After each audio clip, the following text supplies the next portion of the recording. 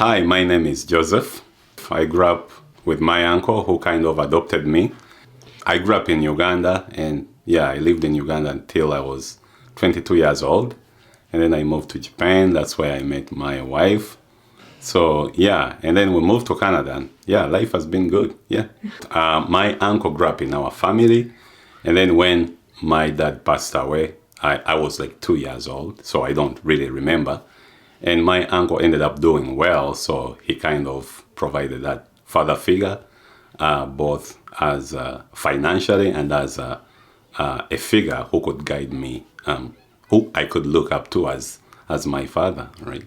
Okay, and now it's really interesting because, I feel like the cards have rolled. I'm kind of in that position of an adoptive uncle. I have nieces and nephews who were adopted, so it's kind of neat to look at it that way. So growing up in Uganda, I grew up in a small village called Kagoma, and everybody knows everybody, so I didn't feel like my mom was my only mom, or I didn't feel like I did not have a father. Obviously, my uncle was a big factor in my upbringing, but as an entire village, they play a really big role in raising you up.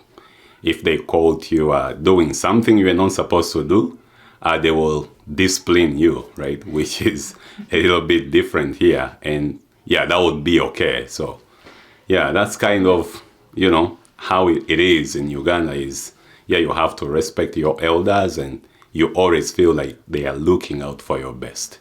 I feel like here the system is not as supportive, right? The parents are the sole authority, which is very different in Africa. It's the village which is actually raising you up, right? Mm-hmm. So you never feel like you're alone. You never feel like you're an orphan. You always feel like you're part of a family, right? For me, it was my mom and my cousins and my uncle. I never felt like I missed a father. Whereas here, I feel like you can't say so much. You cannot correct somebody's kid.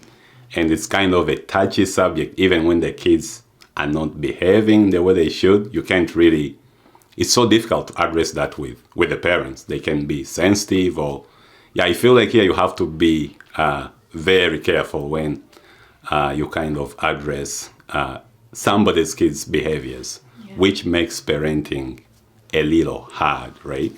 So that's kind of my observation, but also comes with advantages and disadvantages. So I think sometimes as adoptive parents, you feel like you're not getting anywhere. But the fruits really come later on in a kid's life when they grow up and, they interact with the world.